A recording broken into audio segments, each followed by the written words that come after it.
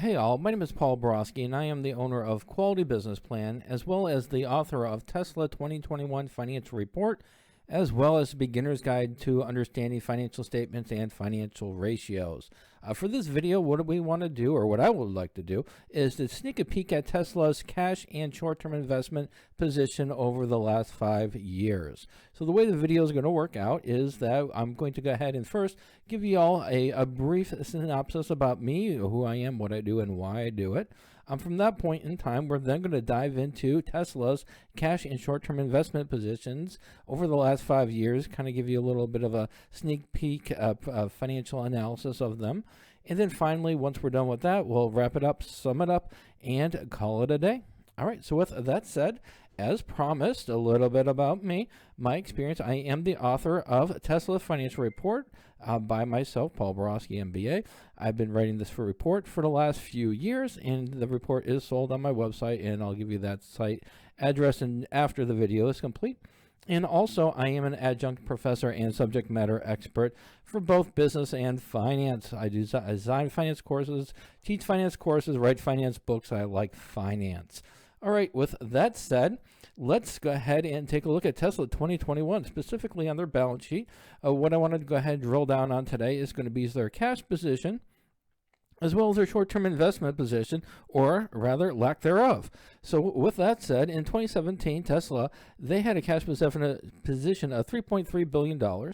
In the next year, the cash position would increase slightly to $3.6 billion. They'd almost double it in 2019, and they'd really take off in 2020 to a $19.3 billion cash position, only to pull it down just a smidgen in 2021 to $17.5 billion. However, just because they've got all that cash, it really doesn't tell us a whole heck of a lot. What I like to do is I like to compare their cash position to their sales and see if we can identify some kind of trends. So in 2017, cash as compared to sales was about 28%. In 2018, it was 17%, 2019, 25%, 2020, it was 61% of sales, and then in 2021, their cash position was 32.7% of sales. So what we can ascertain from this is the organization has no rhyme or reason for their cash position as compared to sales. They're all over the board. It does look like in 2018 they were struggling a little bit with cash at $3.6 billion, and that was 17% of sales. So it seemed like that was really low. The only realm of consistency was in 2017, 2019, and 2021, where they had cash positions between 25 to 32%. Again, that is a huge range for a multinational organization.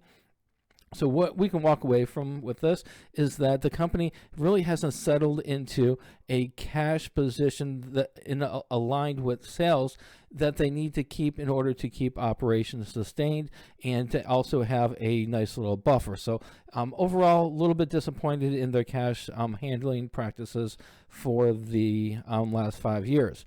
And then for their short-term investments, well, you know, they really haven't had in between 2017, 2019, they really didn't have a whole heck of a lot of cash to work with.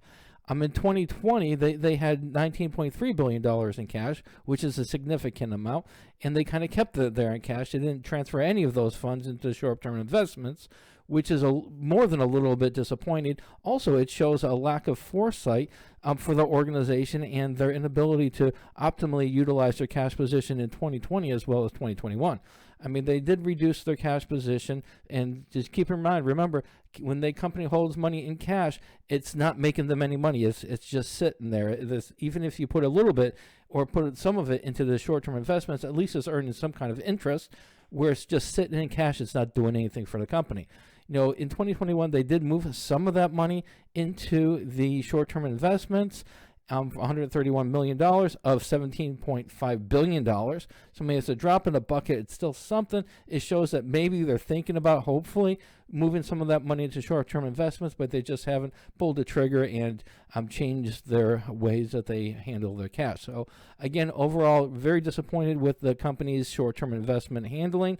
In 2021, it does show that they might be starting to get around to putting some of the money over into short-term investments, but other than that, they're keeping a lot of cash sitting idle in their accounts, and it's not making them money. and this is a missed opportunity. All right, so that is just a preview of the analysis that I do provide in my Tesla Company Report 2021. So if you'd like to get some more information on Tesla's financial statements and ratios, I do sell the Tesla Financial Report on my website, qualitybusinessplan.com/Tesla financial statements and financial ratios analyzed. If you'd like some financial reports for other companies other than Tesla, such as Amazon or Apple or Microsoft or Boeing or whatever company you can think of, I do analyze the top 15 to 30 public companies throughout the U.S. And you can get those reports at qualitybusinessplan.com/public company financial reports. All right, so hopefully this video was helpful, give you a little bit of insights into Tesla's cash handling procedures. And as always, if you like the video, give me a thumbs up on YouTube, and have a great day. Thank you.